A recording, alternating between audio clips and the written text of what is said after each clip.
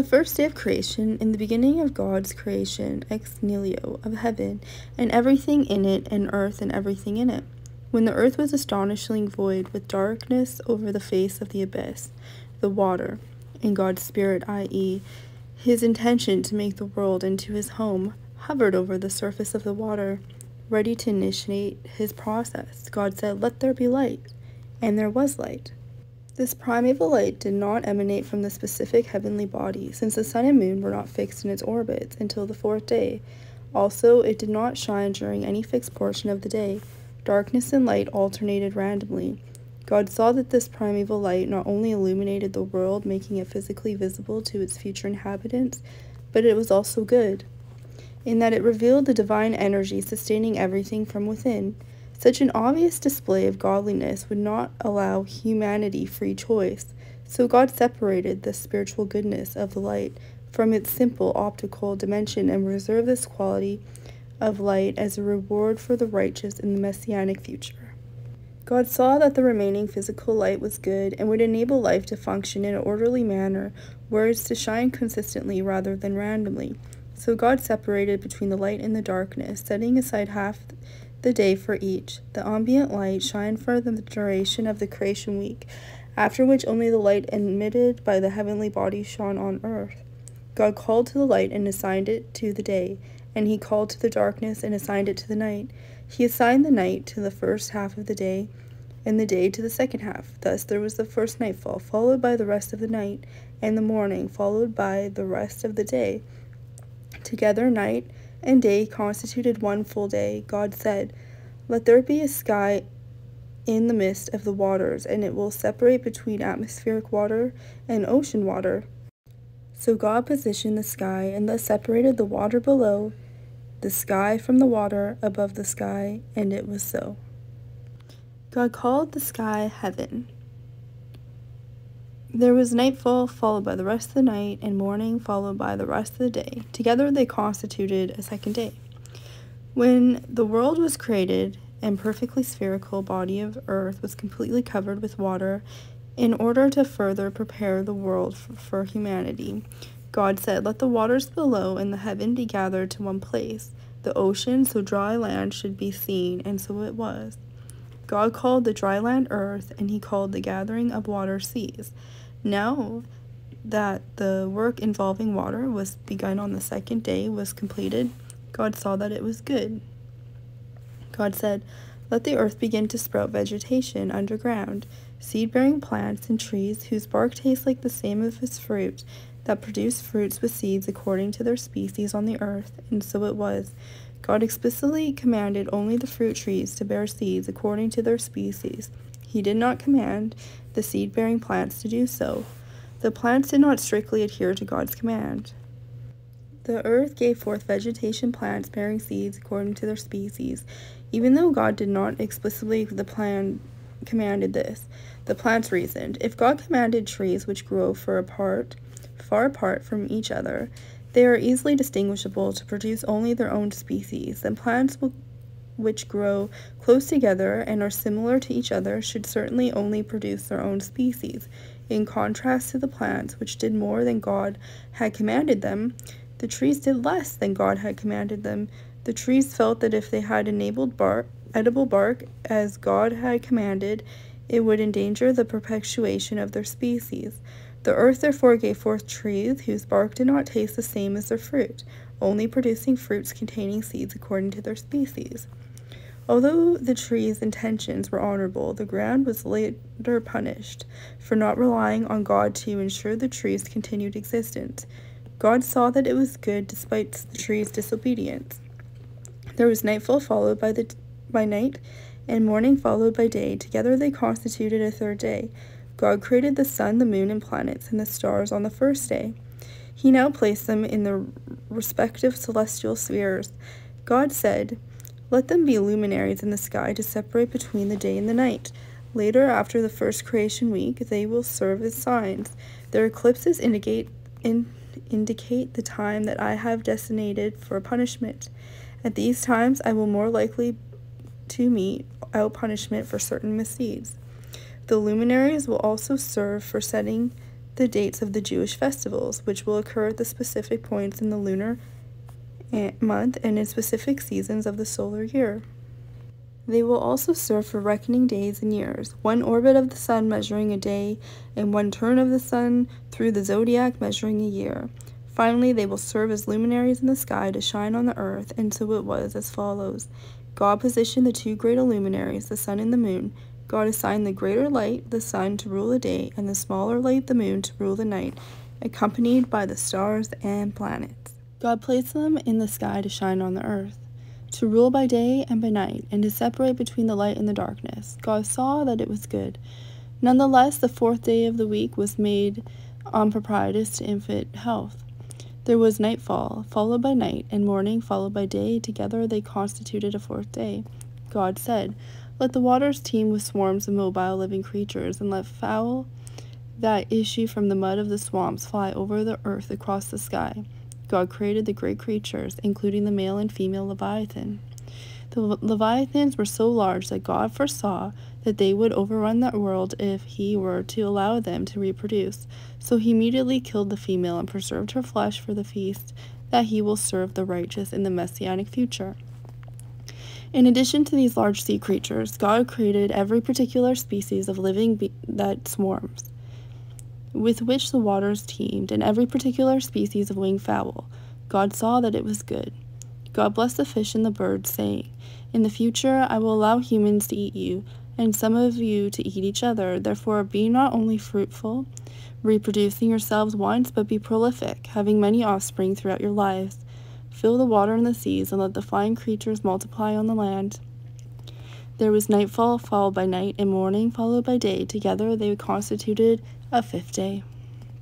God said, "Let the earth bring forth mobile living creatures according to their species, livestock, reptiles, and all swarming creatures such as insects, worms, ants, beetles, moles, snails, etc., and beasts of the earth according to their species." And it was so.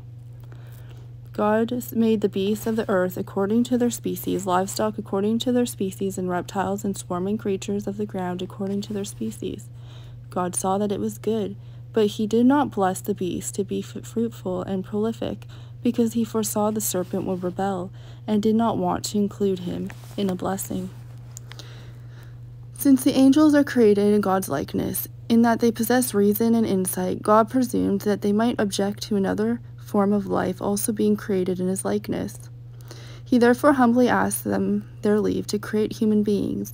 God said to his heavenly court, "Let us make a human in our image," i.e., in an upright form, reflecting the same hierarchy of faculties I used to create the world, and with which I made you, and according to our likeness, proposing reason and insight. If this human lives up to his divine image, he will rule over the fish of the sea, the birds of the sky, the livestock animals, and all the earth, as well as the reptiles that crawl on the earth. If he does not, he will be inferior to the animals, and the wild beasts will prevail over him. So God created the human in his image, i.e., in the mold that God had decided upon. He created him in the image of God, i.e., in a form reflecting the hierarchy of faculties he used to create the world. He also created him according to his likeness, i.e., possessing reason and insight, whereas God brought all the other creatures into being directly by his speech. He created the human being body figuratively by hand, i.e., by first pouring dirt into a mold. Furthermore, he created them as a single androgynous being comprising both male and female bodies attached back to back. After separating the androgynous human into male and female bodies, as will be described in greater detail further on, God blessed them, and God said to them, "Be fruitful and prolific, fill the earth and master it, subdue it, apparent antagonism to divinity, and reveal its inner desire to express the divinity within it. Rule also over the fish of the sea, the birds of the sky, and all the living creatures that crawl on the earth." God said to the man and woman, "Behold, although I have made you masters over the animals, I do not permit you to kill them in order to eat them. For I do not want anyone to confuse your dominion over life with mine. You must always be aware that you are only a creature. Rather, I have given you every seed-bearing plant on the face of the entire earth, and every tree that has seed-bearing fruit. They will be yours for food. You may also eat the meat of animals that die naturally. All plant vegetation will also serve for food, for every creature of the earth, for every bird of the sky, and for everything that crawls on the ground, which possesses a living soul. But those animals who I have created carnivorous may kill for food, unlike you, and so it was. At the end of the 6th day, God saw all that he had made, and behold, now that he created a human being, it was not only good, but very good. For only humanity is capable of bringing creation to its fruition and purpose. There was nightfall followed by night, and morning followed by day. Together they constituted the 6th day. Heaven, earth, and all their components were thus completed on the 6th day. In fact, however, God continued putting the finishing touches on creation up to and into the first moment of the 7th day. Thus God, technically, finished his work that he had done on the 7th day. And the 7th day was therefore also appeared to be one of the days of creation. But since the amount of work God actually did on the 7th day was infinitesimal and therefore inconsequential, creation is still considered to have been completed on the 6th day. Alternatively, God did not create anything on the 7th day, but rest and spiritual renewal are themselves a necessary ingredient of creation. In this sense, with the 7th day, God finished his work that he had done, and he rested on the 7th day from all the work that he had been doing.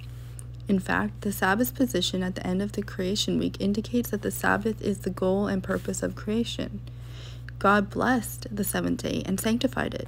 God himself intentionally rested on the Sabbath, for on the Sabbath God ceased from all his work, including that which had God created and planned to make on this day. On each of the first 5 days, God created 3 entities. On the 6th day, he created 6. There for the 6th day, and 3 that had been scheduled to be created on the Sabbath.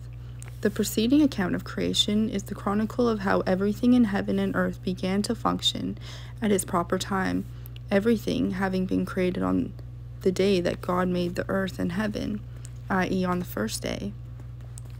The creation of the first human being was mentioned earlier as a detail in the account of the first 7 days. However, because of humanity's pivotal role in life, the Torah now focuses on the creation in greater detail.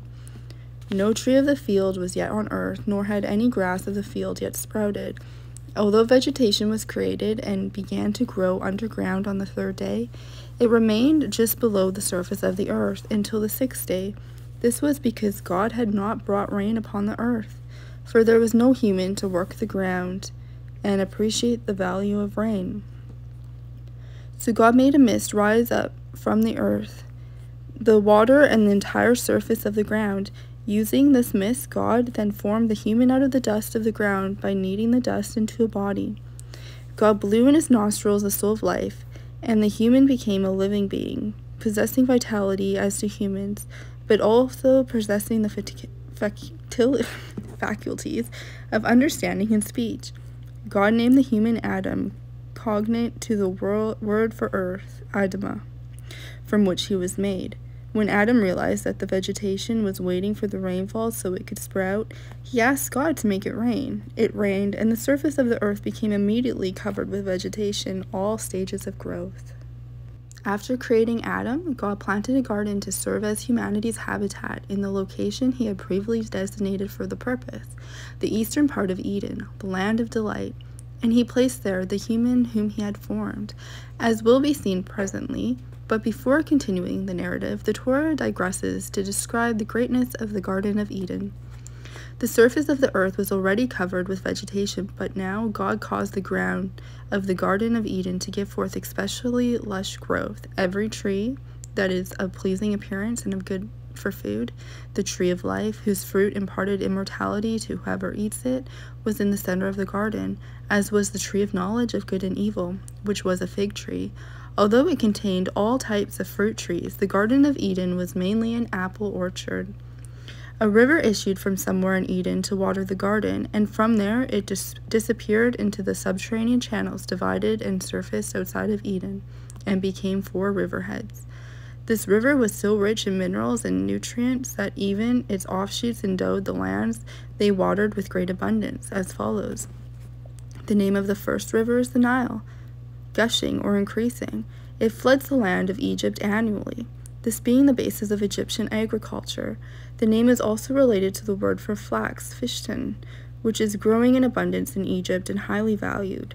This river is the only one that traverses the entire land that will later be called Havilah, from Khal sand, i.e. Egypt, where gold is formed. The gold of that land is good. Also found there are crystals and onyxstones.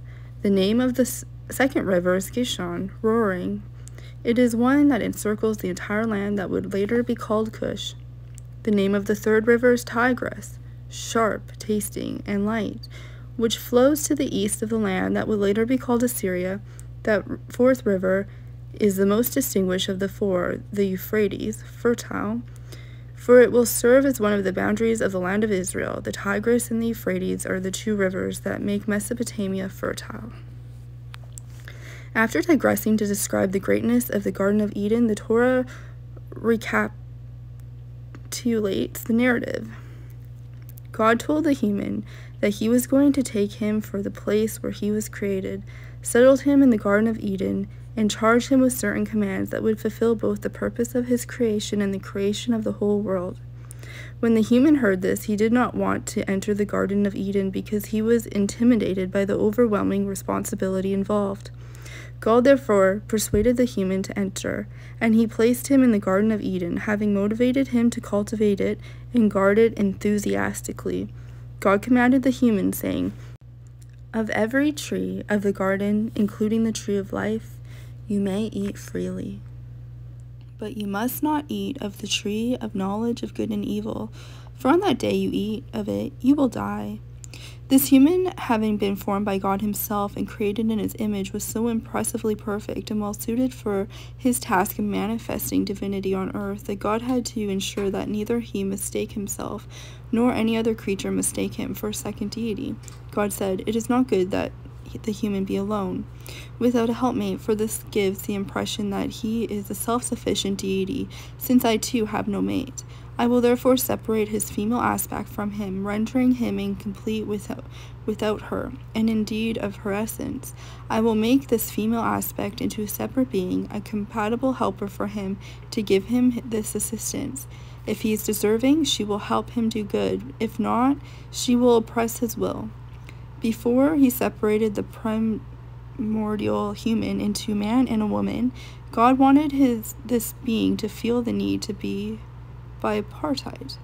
He did this in the following way, as described above. God had formed out of the ground every wild beast and every bird of heaven, the birds from the mud of the swamps. Now God brought them to the human to see what he would name each one, and also place them under his rule.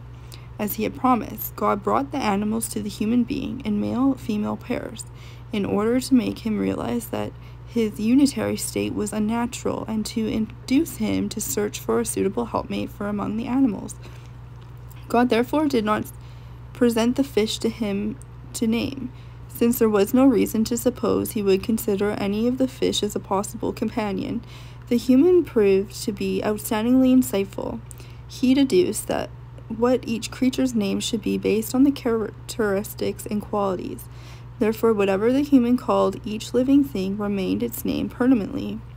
The human gave names to every livestock, animal, and birds of the sky, as well as to all the wild beasts. As God intended, the human noticed that the animals were naturally heterosexual and examined them all for a suitable helpmate. But the human did not find among the animals any helper who was compatible for himself, whom God had named Adam. This troubled him. God did not want the human to witness its female side being severed from its male side, for this might lead the male to disrespect the female. So God cast a deep sleep upon the human, and he slept. He then took one of its sides, the female side, out of the male side, and closed the cut made in the flesh in its place. God built up the side that he had taken from the human into a woman, shaping her so she could carry children within her, and he brought her to the man, Adam his wife, whom he would later name Eve. were created as mature 20-year-old adults and were exceptionally tall by later standards. The man said, "This time, in contrast to all the creatures I examined previously, this one is bone of my bones and flesh of my flesh. She will be called woman, because she was taken from man." Ish. Thus Adam completed the process of naming all the creatures. The two of them were naked, the man and his wife, but they felt no shame in this, since they were not conscious of themselves as being independent of God. They considered all their physical desires as a natural part of God's intention for them. Their consciousness was not tainted by self-interest, so there is nothing to be ashamed of. Adam and Eve engaged in marital relations later that day. Eve gave birth to twins, a son and a daughter, as will be described in detail further on. The Torah now interrupts its description of the events of the sixth day of creation with the account of how Adam and Eve were banished from the Garden of Eden, which occurred after the creation week. In fact, after Eve's first two births, it placed this narrative here because the antagonist of the episode, the serpent, indicated the train of events that led to the expulsion after observing Adam and Eve engage openly in marital relations. Now the serpent was the most cunning of the wild beasts that God had made. He also possessed the means to express his cunningness. He stood upright on his feet and could talk. After observing Adam and Eve engaging in marital relations, he wanted Eve for his wife. He decided the best way to eliminate Adam was to have him eat the fruit of the tree of knowledge, since God had made this punishable by death, but he knew that he would not be able to entice Adam to do this. So he decided to work through Eve, whom he assumed would serve the fruit to her husband before she ate any of it herself. Although the serpent had seen Adam and Eve eating all kinds of fruits in the garden, he said to the woman in order to open a conversation, "Did God really say you may not eat from any tree of the garden?" The woman replied to the serpent, "We may eat from any tree, or any fruit of the trees of the garden. But as to the fruit of the tree of knowledge, which is in the middle of the garden, God said, you must not eat from it, for if you touch it, you might die, or you will die, lest you die." In fact, God had not forbidden them to touch the fruit, but Eve assumed that on account of the severity of the prohibition of eating the fruit being a capital offense, it naturally included the prohibition of touching it. The serpent pushed Eve against the tree, showing her that touching it did not harm her. He said to the woman, "Just as you did not die from touching it, you will certainly not die from eating its fruit." When Eve saw that touching the tree did not harm her, she could not believe that eating its fruit would kill her. Rather, the serpent continued, "God did not forbid you to eat the fruit of your own good. That is because he wants you to live forever, and he knows that eating the fruit will make you mortal. He forbade it out of jealousy. He does not want you to infringe upon the aspect of perfecting the world that he reserved for himself. God knows that on the day you eat from it, your eyes will be opened to your own potential. You will see yourselves as independent agents, masters of your own destiny. You will thus be like God and be able to create worlds just as he did. This is because you will know good and evil subjectively." The serpent persisted in trying to convince Eve, taking care to converse with her when Adam was not present. He eventually convinced the woman, who then saw that the tree was good for eating, because it would make them godlike, and desirable to the eyes, because it would open their eyes to their own potential, and that the tree was attractive as a means to gain intelligence, because it would enable them to know good and evil subjectively. So she decided to eat the fruit, but to the serpent's charge, she took some of its fruit herself and ate. And Adam came back. She described the effect of eating the fruit to him and reiterated the serpent's argument, convincing him to partake as well. Also, even though the serpent had convinced her that the fruit was not deadly, she was still afraid that it might be, and she didn't want to die and leave Adam alone to marry someone else. Adam knew that the fruit was forbidden, but he was confused by the fact that Eve, whom God had created to help him, was offering it to him. Thus Eve also gave some to her husband with her, and because of this confusion, he ate. She also fed the fruit to the animals, but it did not have any effect on them. Then the eyes of both of them were figuratively opened. They suddenly understood that they had lost their original divine consciousness. They were no longer aware of themselves as part of God, but as independent beings.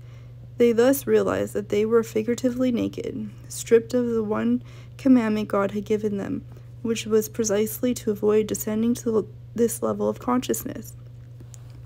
They sewed together leaves that they plucked from a fig tree, since the knowledge of the tree of good and evil was this type of tree, and made themselves loincloths. Adam and Eve would then have tried to clothe themselves further, but just then, at 4 o'clock, they heard the voice of God, which was moving around in the garden in the direction of the day's end, attempting to quickly cover their remaining nakedness. And man and his wife hid himself from God among the trees of the garden. God knew where Adam was, but in order to open the conversation and give him the opportunity to express remorse, he called to the man and said to him, "Where are you?" He replied, "I heard your voice in the garden, and I was afraid because I am naked, so I hid." God obviously knew that Adam and Eve had eaten of the tree of knowledge, but in order to give Adam another chance to confess and express remorse over his sin, he said, "Who told you that you were naked, and that there is any shame in this? Did you eat of the tree from which I commanded you not to eat? You obviously did. Otherwise, would you have felt any shame in being naked?" But rather than admitting his error in judgment, Adam rationalized his behavior by blaming God. The man replied, "The woman you gave me to be with and help me, she gave me one of the fruits of the tree and I ate. I assumed that since you created her to help me, she would not lead me astray." But by shifting the blame to Eve, Adam only committed a further offense, ingratitude for God's goodness in giving him a wife. Nonetheless, because he and Eve expressed remorse, and because Adam had at least a partial excuse, God commuted their sentence and did not make them die on that very day they ate the fruit. He only made them mortal. God said to the woman, "What is this that you have done?" giving her the chance to realize that it was possible to repent and repair the damage that she had done. But the woman, too, tried to shift the blame. She replied, "The serpent deceived me and I ate." God did not address any question to the serpent, so as to not allow him to exonerate himself by pointing out that Eve should have had the sense to know that God's command should override the serpent's enticements. Rather, God said immediately to the serpent, "I distinguished you above the other animals by giving you the power of speech, but you misused it by enticing Eve to sin. Because you did this, I will repay your measure for measure. I will entirely resign your ability to speak, and thus instead of being the most gifted of animals, you are now the more cursed than all the livestock and all the wild beasts. Not only will you lose your natural ability to speak, you will even lose your ability to make sounds like other animals. Your voice will be reduced to a hiss. Furthermore, I will take away your feet, so you will not from now on move on your belly, and you will appear to eat dust all the days of your life." This is the iodine for being scorned, because it's abused its superior gifts that had made it the most preeminent of the animals. The serpent was reduced to being the lowliest animal. "You wanted to take Eve as your wife. Instead, I will plant hatred between you and the woman, and between your offspring and her offspring. They will pound you on your head, and you will hiss and bite them in the heel." To the woman he said, "I will greatly increase your difficulty in raising children and in your pregnancy from now on." Eve already had children, so she would experience the pain of raising them before the pains of her next pregnancy. This is why God mentioned child-rearing before pregnancy and birth. "You will give birth to children in anguish. Furthermore, your longing will be for your husband, but despite your longing for him, he will dominate you. You will be embarrassed to ask him explicitly to have marital relations with you." And to Adam he said, "Because you listened to your wife and ate of the tree about which I commanded you, saying, 'Do not eat from it,' the earth, from which you were created, and therefore is somewhat responsible for your character, will be cursed because of you. I will simultaneously punish it from now for not producing trees whose bark tastes the same as their fruit. It will produce flies, fleas, and ants. Because of this, you will produce food from it with difficulty all the days of your life. You will eat bread only by the sweat of your brow until you return to the ground, for you were taken from it. For you are dust, and as you will now be mortal, you will return to dust." At this point, the world descended from its original lofty, pristine spiritual state. The major purpose of life from this point on became to rectify the effects of Adam and Eve's sin and restore the reality to its original state. The narrative now returns to where it is left off before the digression of the episode of the Tree of Knowledge. After Eve gave birth to her first children, Adam gave her an additional name. Besides describing her as woman, indicating her compatibility with man, the man now named his wife also Eve, Chava, because she was and would be the mother of all living, Chai, i.e. the future generations. She not only gives birth to her children, but also nurtures them until they are independent, since they cannot survive without her care. Having concluded its account of the sixth day of creation, the narrative continues with the aftermath of the incident of the Tree of Knowledge. God was about to banish Adam and Eve from the Garden of Eden, but he preceded his act of judgment with an act of mercy, in order to show that even his judgments are in truth expressions of his mercy. Adam and Eve had already made loincloths out of fig leaves, but had not a chance to make garments to clothe themselves fully. God therefore made skin garments for Adam and his wife. These were miraculously skin-tight garments that fit Adam and Eve as closely as their own fingernails, and were therefore perfectly comfortable. God himself clothed them in these garments, because only he could put them on them. Alternatively, they were warm and soft garments made out of the animal fur, and even though Adam and Eve could have made and put such garments by themselves, God made these garments and clothed Adam and Eve in them, as an act of kindness. God said, "Behold, just as I am unique in the heavens, so are Adam and Eve unique on the earth, in that they alone know good and evil subjectively, even though they are in each complete by themselves. Now that the man has become like the unique one among us, knowing good and evil, what if he should stretch out forth his hand and also take the fruit from the tree of life and eat it, and live forever? If he lives forever, he might appear to the rest of creation to be a second deity." God thereupon banished him and his family from the Garden of Eden to work the ground from which he was taken. He drove the man out, and Adam and his family settled just east of the Garden of Eden. God stationed to the east of Eden the cherubim, angels of destruction, equipped with the revolving sword blade, which appeared to be flashing and therefore looked frightened, to guard the path to the tree of life against entry. Adam separated from Eve after having disobeyed God's commandment not to eat the fruit of the tree of knowledge. But as mentioned above, the man had known his wife Eve carnally prior to the expulsion from the Garden of Eden, and when he did so, she conceived, and later that day gave birth to twins, a son and a daughter. This phenomenon of short pregnancy will again become the norm in the Messianic age. She named the son Cain, saying, "I have acquired a man together with God." She expressed her delight in becoming a partner with God in the creation of a human being.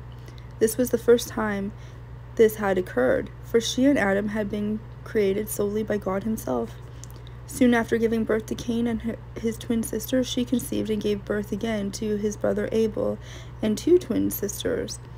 It was only after all 5 children were born that the serpent succeeded in persuading Eve to eat the fruit of the tree of knowledge, and God banished Adam and his family from the Garden of Eden.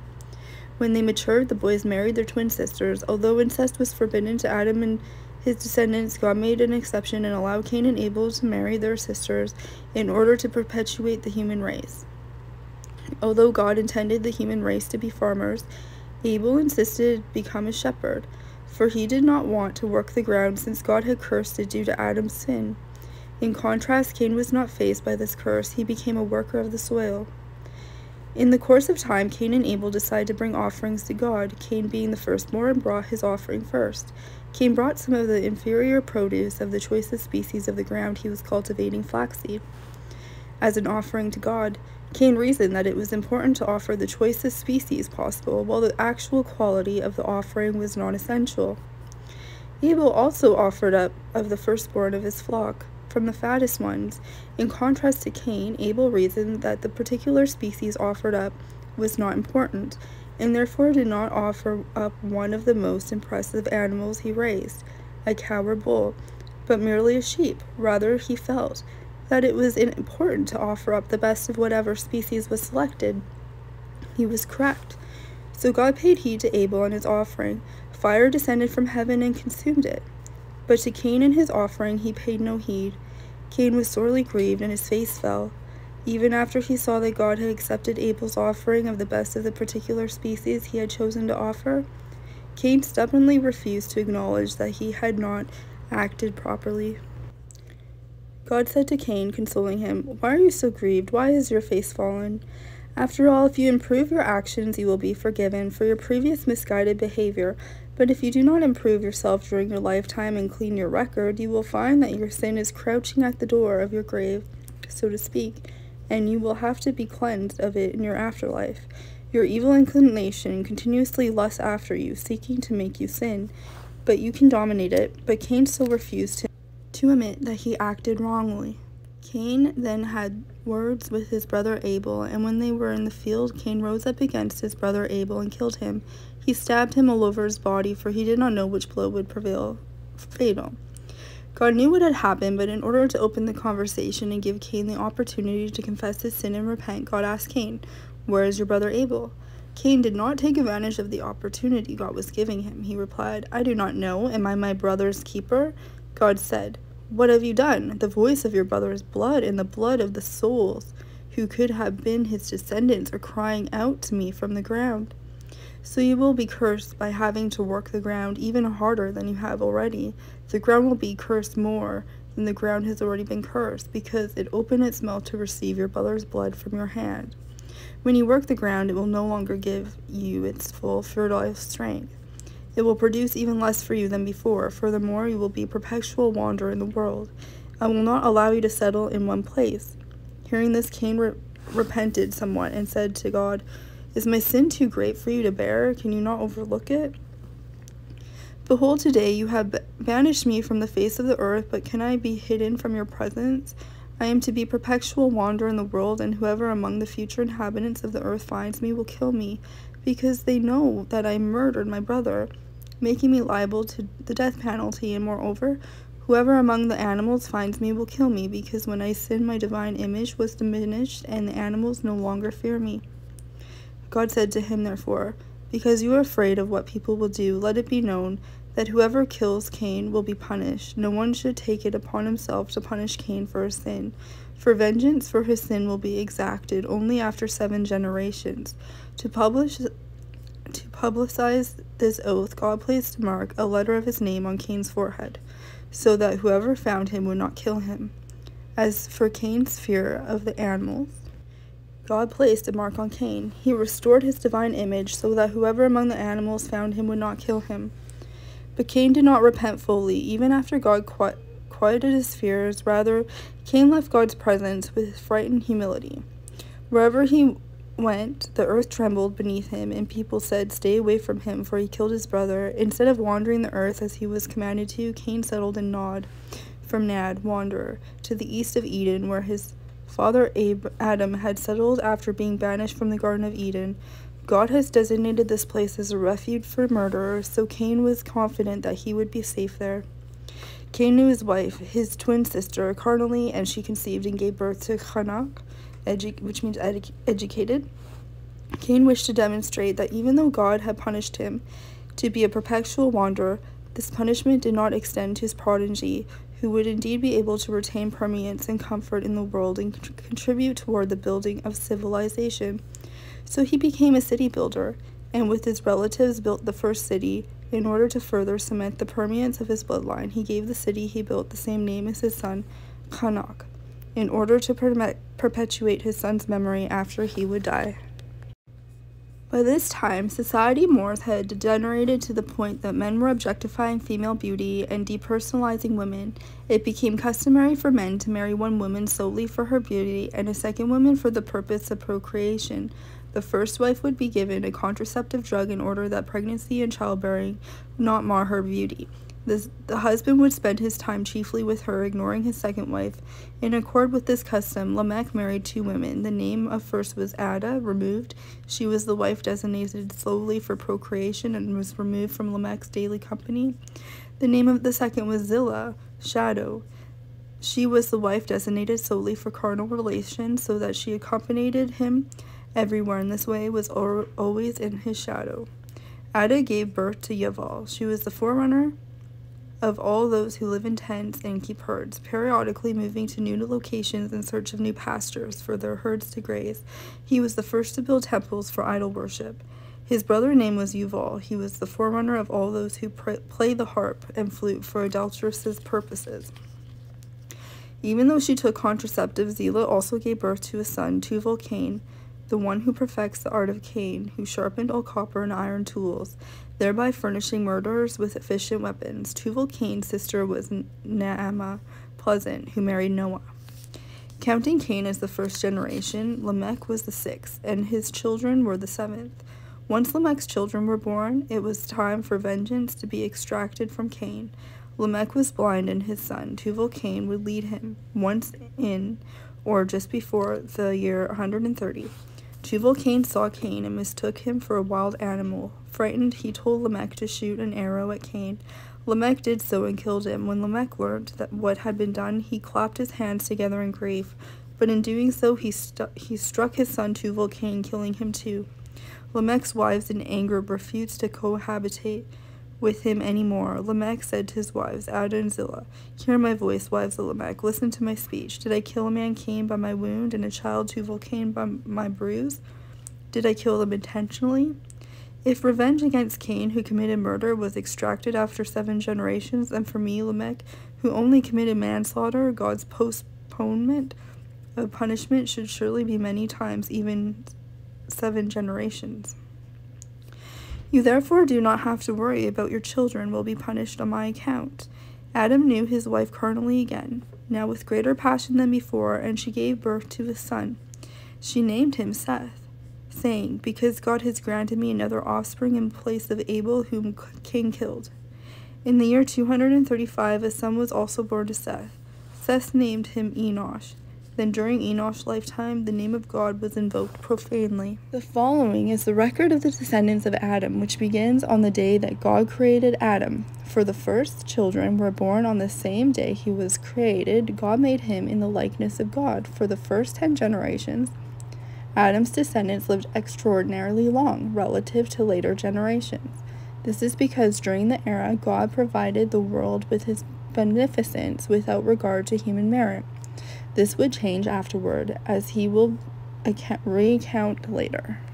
He created Adam first as an androgynous being, male and female. He blessed both aspects of his first human being and named them together Adam on the day that they were created in this form. Eve was then separated from the male half of this being, who retained the name Adam. When Adam had lived 130 years, he had a son in his likeness and form, and he named him Seth. Adam lived 800 years after he had Seth, during which he had other sons and daughters. All the days that Adam lived came to 930 years, and he died in the year 930. When Seth had lived 105 years, in the year 235, he had a son Enosh. Seth lived 807 years after he had Enosh, during which he had other sons and daughters. All the days of Seth came to 912 years, and he died in the year of 1042. When Enosh had lived 90 years, in the year 325, he had a son, Kenan. Enosh lived 815 years after he had Kenan, during which he had other sons and daughters. All the years of Enosh came to 905 years, and he died in the year 1140. When Kenan had lived 70 years, in the year 395, he had a son, Mahalalel. Kenan lived 840 years after he had Mahalalel, during which he had other sons and daughters. All the days of Kenan came to 910 years, and he died in the year 1235. When Mahalalel had lived 65 years, in the year 460, he had a son, Yered. Mahalalel lived 830 years after he had Yered, during which he had other sons and daughters. All the days of Mahalalel came to 895 years, and he died in the year 1290. When Yered had lived 162 years, in the year 622, he had a son Enoch. Yered lived 800 years after he had Enoch, during which he had other sons and daughters. All the days of Yered came to 962 years, and he died in the year 1422. When Enoch had lived 65 years, in the year 687, he had a son, Methuselah. Unlike the rest of humanity in the era, Enoch walked with God, i.e., he was righteous. He lived for 300 years after he had Methuselah, during which he had other sons and daughters. All the days of Enoch came to 365 years in the year 987. Enoch walked with God, but because God saw that he would no longer be able to resist the temptation to sin, he rewarded him for resisting temptation until this point in his life by removing him from the world earlier than he would have otherwise died. Thus, he was no longer in the physical world and could not live out his natural life because God had taken him before his time. When Methuselah had lived 187 years, in the year 874, he had his son Lamech. Methuselah lived 782 years after he had Lamech, during which he had other sons and daughters. All the days of Methuselah came to 969 years, and he lived in the year 1656. When Lamech had lived 182 years, in the year 1056, he had a son whom God would choose to rebuild the world after the future flood. Lamech prophetically named him Noach, saying, "This one will bring us relief from your work and from the anguish of our hands caused by the soil that God has cursed." Noah invented the plow and thus enabled humanity to reap benefit from the soil in a way not possible previously. Furthermore, God's curse that the ground produced thorns and thistles when grain, legumes, and vegetables were planted expired in Noah's generation, and the earth once again produced what was planted in it. Lamech lived 595 years after he had Noah, during which he had other sons and daughters.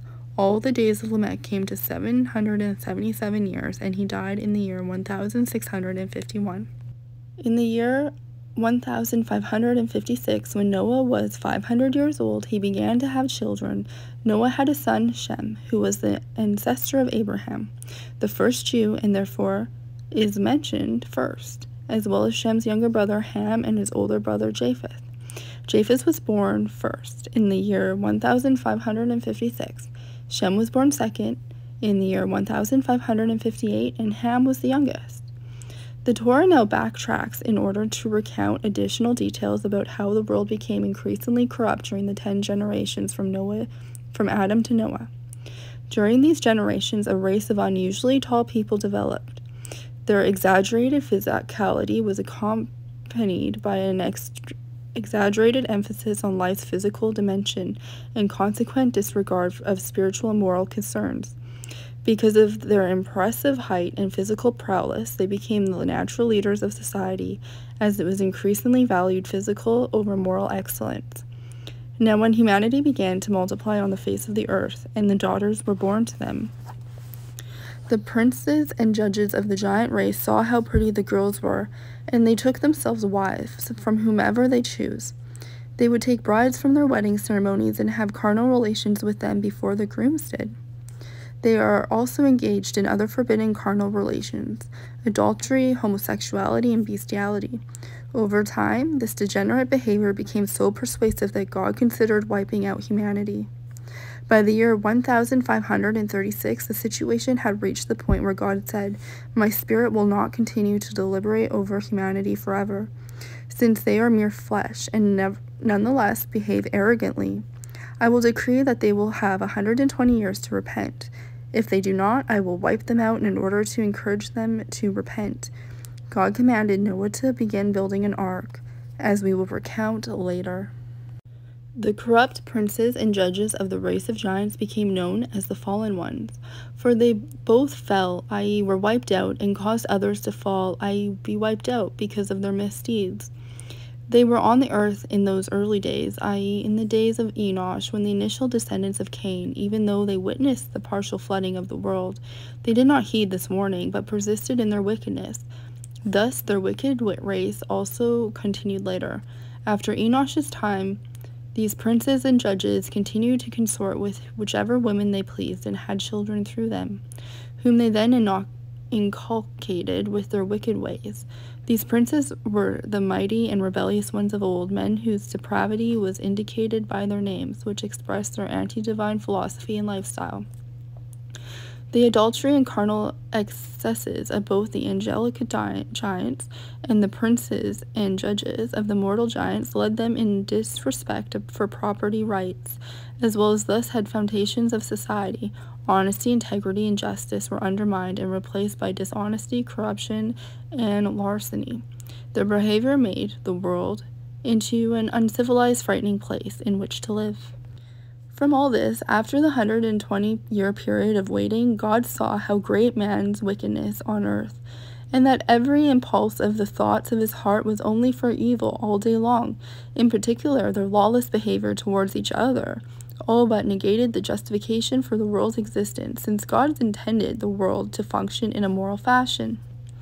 God was only comforted by the fact that he created humanity as earthly beings, for at least that way they could not incite the angels to rebel against him. As well, in his heart, God decided to grieve humanity because of their misdeeds. God changed his attitude towards the fact that he had made humanity on earth. Instead of relating to them through mercy, he evaluated them in terms of judgment and found them overwhelmingly unworthy and deserving to be destroyed. But his heart was nevertheless pained over the prospect of destroying all humanity.